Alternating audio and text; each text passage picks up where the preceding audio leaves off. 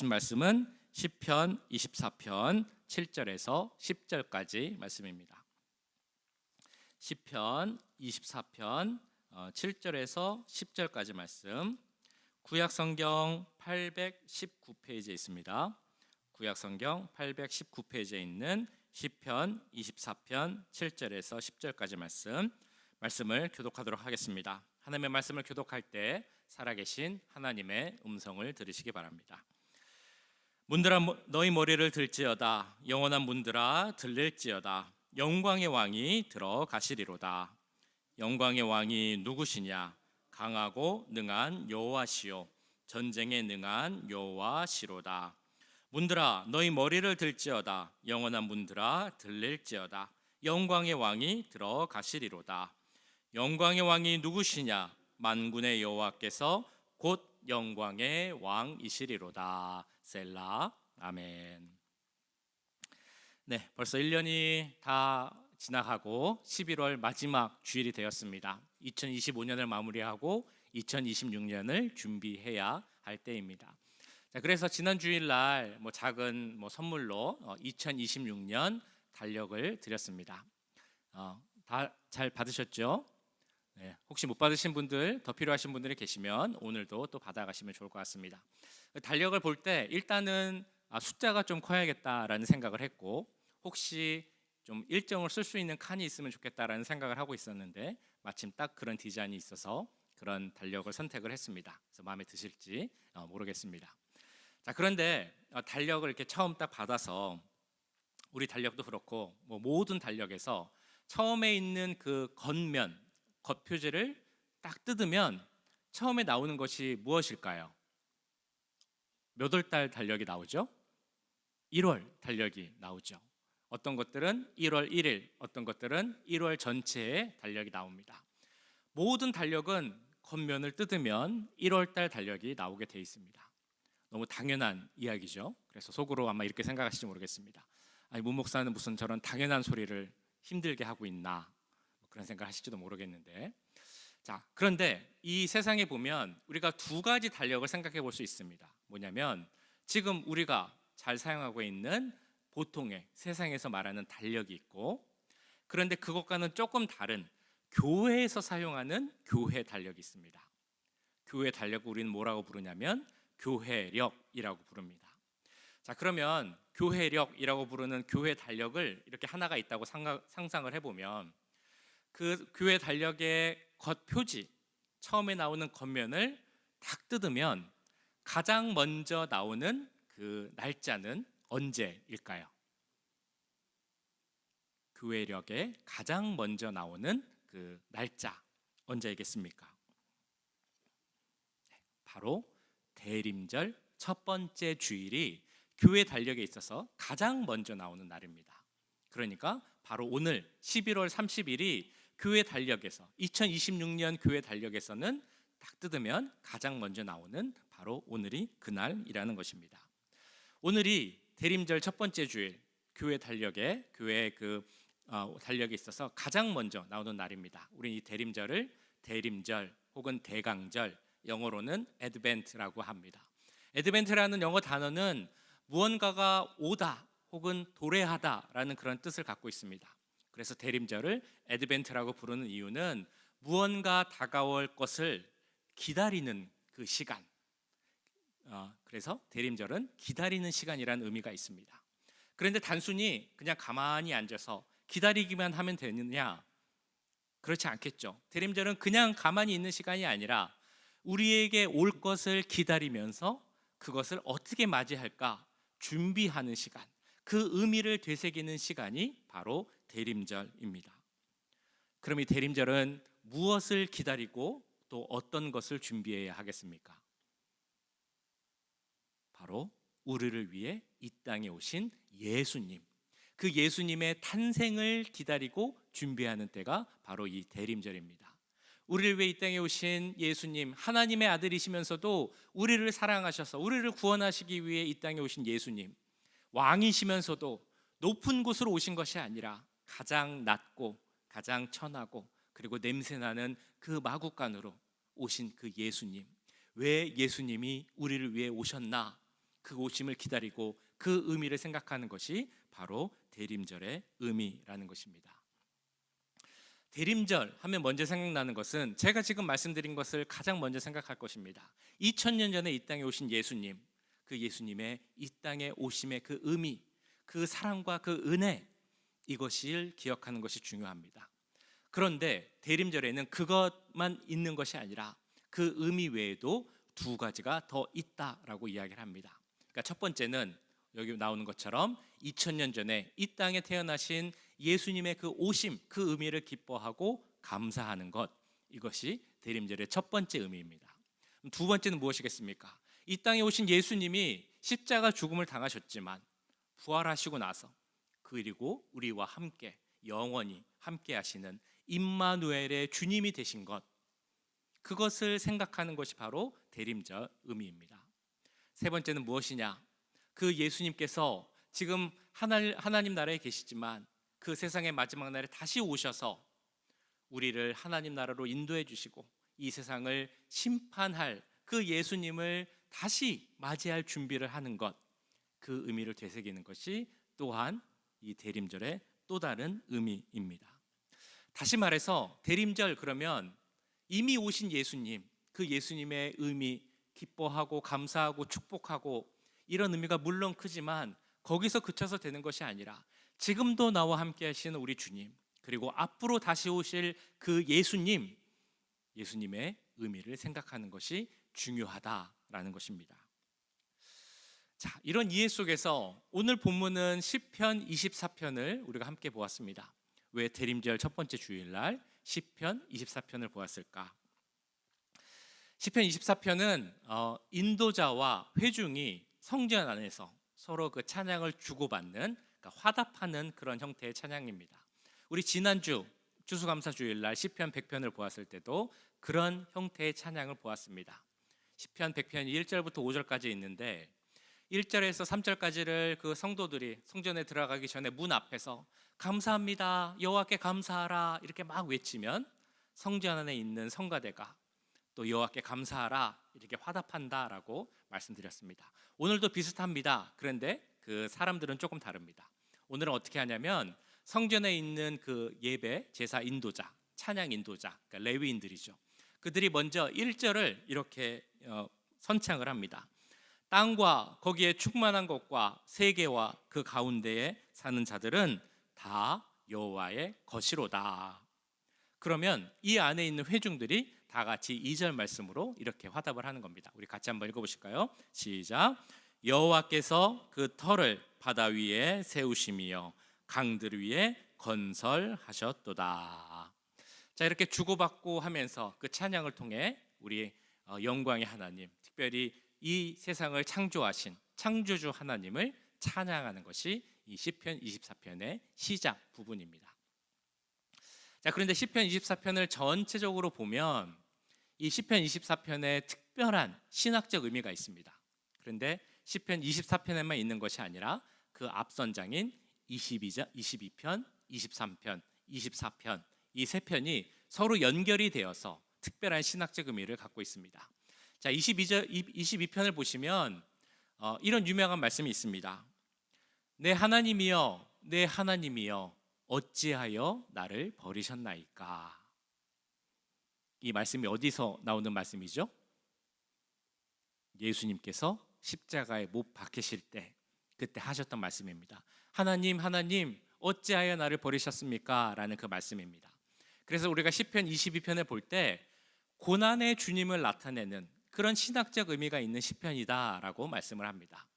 그리고 이어지는 시편 23편 우리가 말씀 가운데도 보았습니다만 너무 잘 아시는 시편이죠. 여호와는 나의 목자시니 내게 부족함이 없으리로다. 그가 나의 영혼을 소생시키시리로다 라는 그 말씀이 있는 시편이 23편입니다. 그래서 여기에는 어떤 의미를 부여하냐면 부활하셔서 우리와 함께 하시는 목자 되시는 주님을 찬양하는 시편이 23편이다 라고 말합니다. 그리고 이어지는 24편에서는 아까 보신 말씀 여호와의 산에 오를 자가 누구며 그의 거룩한 곳에 설 자가 누구인가 라는 그 말씀을 통해서 다시 오실 예수님, 재림의 주님을 나타내는 시편이 바로 24편이다 라고 말씀을 합니다. 자, 이렇게 보면 아까 제가 드린 말씀, 대림절이 갖고 있는 세 가지 의미와 지금 오늘 시편에서 나타나는 22, 23, 24편을 통해 나타나는 그 의미가 많은 부분에서 통한다라는 것을 우리가 알 수 있습니다. 물론 부분적으로는 다를 수도 있겠지만 아까 대림절의 세 가지 의미를 제가 뭐라고 말씀드렸습니까? 우리 죄를 위해 이 땅에 오신 그 예수님을 기억하고 지금도 우리와 함께 하시는 임마누엘 주님을 또한 기억하고 나아가서 다시 오실 주님을 기억하는 것이 대림절의 의미이다 라고 말씀드렸는데, 그것과 지금 보신 시편 22, 23, 24편의 의미와 또 많은 부분이 일치한다라는 것입니다. 그래서 오늘 기억하실 것은 특별히 24편에 나오는 내용, 이 내용이 신학적으로 다시 오실 주님, 재림하실 주님에 대한 말씀이다라는 것을 이제 기억하셔야 할 것입니다. 그리고 24편은 내용적으로 보면 어떤 내용이냐면 하나님의 궤, 언약궤라고도 하고 법궤라고도 하죠. 그 법궤가 예루살렘에 들어갈 때 불려진 것이 바로 이 24편 시편입니다. 다윗이 왕이 되었을 때 그때까지도 하나님의 법궤가 예루살렘에 있지 않았습니다. 그래서 다윗이 왕이 된 다음에 가장 먼저 해야겠다라고 생각한 일이 무엇이냐면, 이 법궤, 하나님의 궤를 우리 예루살렘 성, 다윗성으로 옮겨야겠다라고 생각을 합니다. 그래서 원래 있던 그 법궤를 예루살렘으로 이제 옮깁니다. 수레에 옮겨서 옮기는데 어떤 일이 생기냐면 그 수레를 끌던 소가 갑자기 놀라서 막 이렇게 뛰어서 놀라게 됩니다. 그러자 그 궤를 옮기던 사람 중에 한 명인 우사라는 사람이 그 소가 막 뛰니까 혹시라도 언약궤가 떨어질까 무서워서 그 언약궤를 떨어지지 않도록 이렇게 딱 붙잡습니다. 그런데 그 일로 인하여서 우사는 즉사를 하게 되죠. 그걸 보고 다윗이 겁을 먹고 두려워하게 됩니다. 지금 옮기지 말고 조금 있다가 다시 옮기자라고 생각을 합니다. 그래서 그 곶개를 어디다 갖다 놓냐면 오벳 에돔이라는 사람의 집에 잠시 갖다 놓습니다. 3개월 동안 갖다 놓는데 그 3개월 동안 오벳 에돔의 집에 하나님께서 큰 축복을 부어주십니다. 그래서 그것을 보고 다윗이 그 얘기를 듣고 그러면 이제 다시 이 법궤를 예루살렘 성으로 옮겨도 되겠구나라고 생각을 합니다. 그래서 이것을 다시 예루살렘 성으로 옮기게 되는데, 그 언약궤가 예루살렘 성으로 들어갈 때 다윗은 너무 기뻐서 막 신나서 이렇게 춤을 추면서 그 하나님께 감사와 찬양을 드렸다라는 말씀이 사무엘하 6장에 이렇게 나옵니다. 다윗이 여호와 앞에서 힘을 다하여 춤을 추는데 그때 다윗이 배 에봇을 입었더라. 다윗이 온 이스라엘 족속이 즐거이 환호하며 나팔을 불고 여호와의 궤를 메어 오니라. 이 내용은 많이 들어보셨죠? 다윗이 법궤 앞에서 법궤가 들어오는 것을 기뻐하면서 하나님 앞에서 막 신나게 춤췄다. 얼마나 열심히 춤을 췄는지 옷이 막 벗겨져서 속옷이 보일 정도였는데 다윗은 그런 것에 아랑곳하지 않고 내가 하나님 앞에서 이렇게 춤을 추는데 사람들이 어떻게 보든지 무슨 상관이냐, 내가 열심히 기쁨으로 정말 마음으로 춤춘다라고 고백했던 게 바로 이 장면입니다. 그리고 이 장면을 배경으로 하는 것이 바로 오늘 시편 24편 말씀, 그 중에서도 7절에서 10절까지의 말씀입니다. 그러니까 다윗이 언약궤를 메고 예루살렘에 들어가면서 이렇게 말하고 있는 것입니다. 우리 이스라엘과 함께하는 이 세상의 통치자, 진정한 영광의 왕, 거룩하신 하나님, 우리 주님과 함께 지금 예루살렘 성에 들어간다. 그러니 그 성전분들은 그 머리를 들고 우리 주님 영광의 왕을 맞이할 것이다 라고 지금 다윗이 선포하고 있습니다. 그것이 7절부터 10절까지 말씀인데요, 제가 다시 한번 읽어보도록 하겠습니다. 문들아 너희 머리를 들지어다. 영원한 문들아 들릴지어다. 영광의 왕이 들어가시리로다. 영광의 왕이 누구시냐? 강하고 능한 여호와시요 전쟁에 능한 여호와시로다. 문들아 너희 머리를 들지어다. 영원한 문들아 들릴지어다. 영광의 왕이 들어가시리로다. 영광의 왕이 누구시냐? 만군의 여호와께서 곧 영광의 왕이시리로다. 다시 한번 풀어서 이야기하면 다윗은 이렇게 선포하고 있는 것입니다. 우리 여호와 하나님은 거룩한 왕입니다. 영광의 왕입니다. 강하고 능하신 우리 하나님입니다. 하나님 외에는 아무도 하나님이 계시는 그 거룩한 산에 설 수 없고, 또한 그 누구도 인간은 하나님의 거룩한 그 법궤 앞에 설 수 없습니다. 하나님의 영광은 누구와도 비교할 수 없는 것이고, 그래서 그 성전은 문을 들고 그 영광의 왕을 맞이해야 합니다.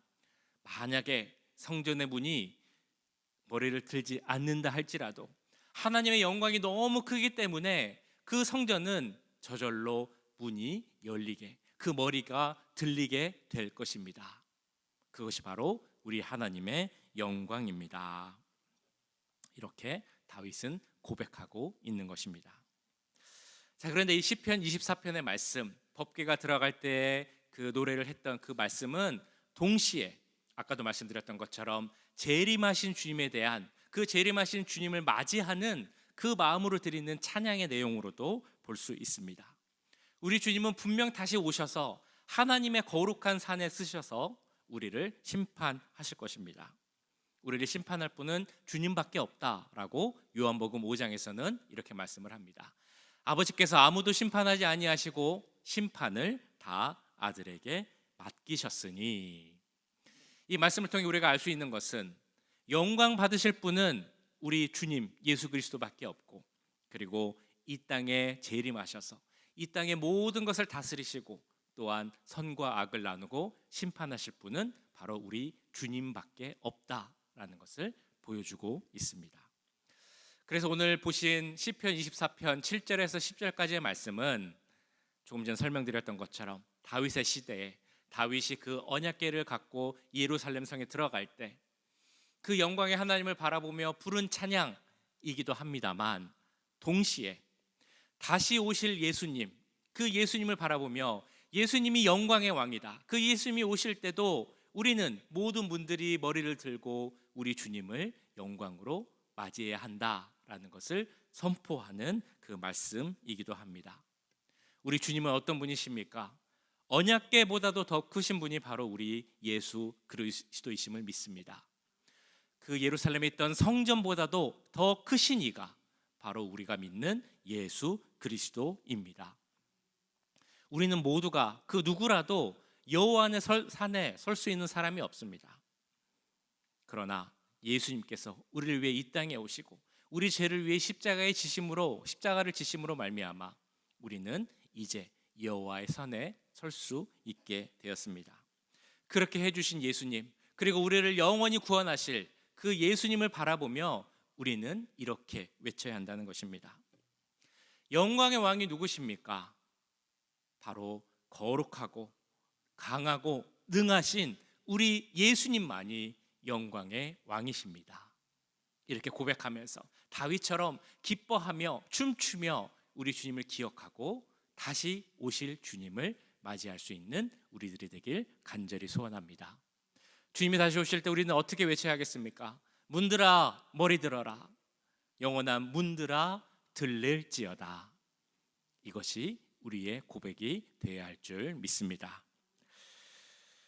자, 이렇게 이 땅에 다시 오신 주님을 기억하고 또한 앞으로 다시 오실 주님을 또한 기대하며 올 2025년도 성탄절 크리스마스를 우리는 맞이하게 됩니다. 크리스마스 하면 가장 먼저 생각나는 것이 어떤 것이 생각이 나십니까? 크리스마스, 화이트 크리스마스. 네, 우리는 화이트 크리스마스는 참 경험하기가 힘들죠. 크리스마스 카드, 크리스마스 선물 많이 있겠지만 그래도 가장 먼저 생각나는 것이 아마 크리스마스 트리일 것입니다. 크리스마스 트리를 집에 다 해 놓으시나요? 이 크리스마스 트리에는 유래가 있습니다. 언제부터 시작을 했냐면 한 6세기, 7세기 유럽에서 이제 시작을 했다고 합니다. 그 당시에는 크리스마스쯤이 되면 사람들이 교회에 모여서 그 성탄, 예수님의 오심을 축하하고 기뻐하고 함께 예배를 드렸습니다. 자, 그런데 특별히 그때 꼭 했던 것이 있는데, 우리도 요새도 많이 합니다만 크리스마스 연극을 했다고 합니다.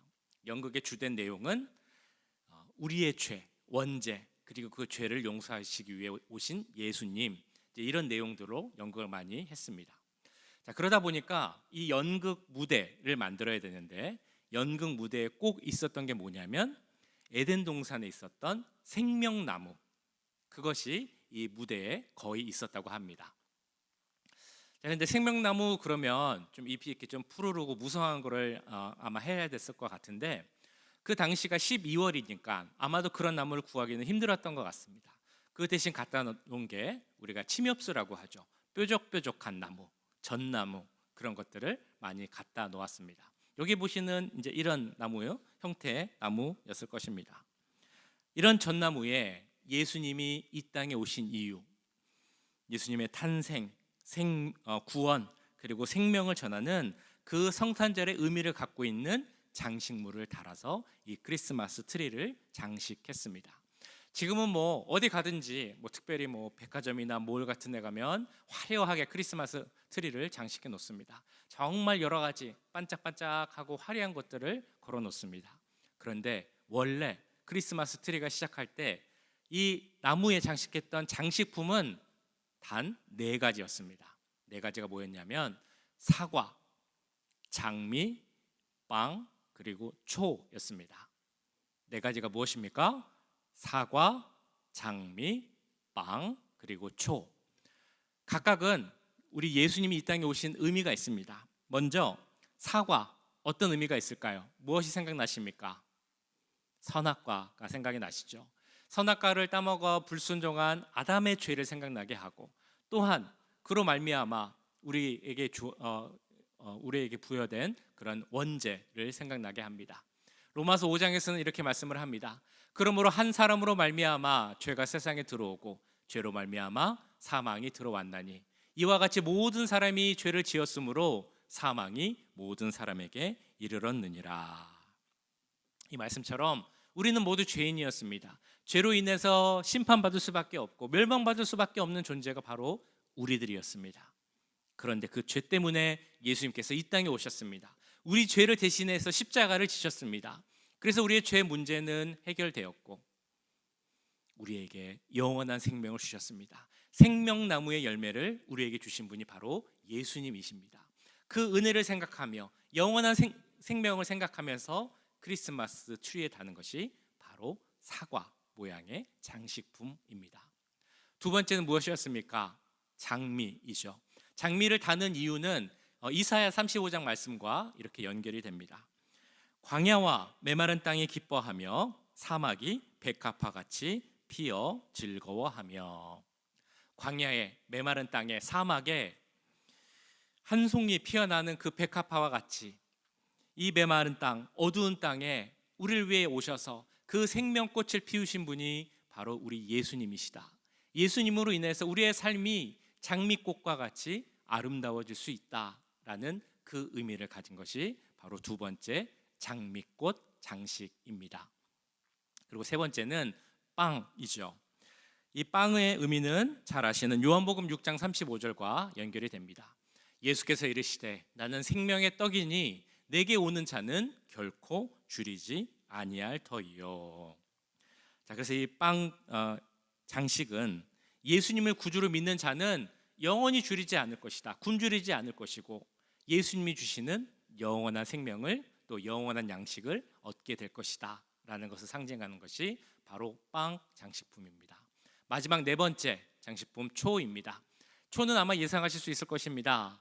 이 세상에 빛으로 오신 예수님을 상징하는 그런 장식입니다. 요한복음 8장 12절 예수께서 또 말씀하여 이르시되 나는 세상의 빛이니 나를 따르는 자는 어둠에 다니지 아니하고 생명의 빛을 얻으리라.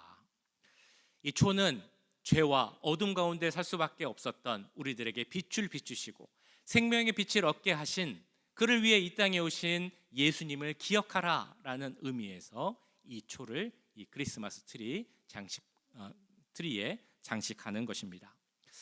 이 네 가지 장식품 중에 그 의미 중에서 특별히 나에게 다가오는 그런 의미가 있으십니까?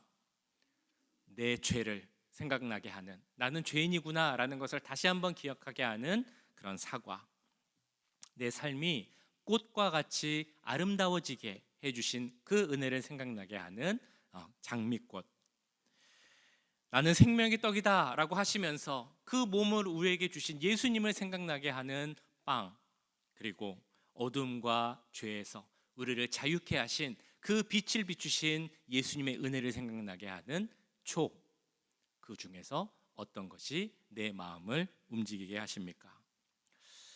자, 그래서 이렇게 큰 은혜를 주신 주님의 은혜를 생각하면서 우리가 지금 이 시간 크리스마스 트리를 장식하도록 하겠습니다.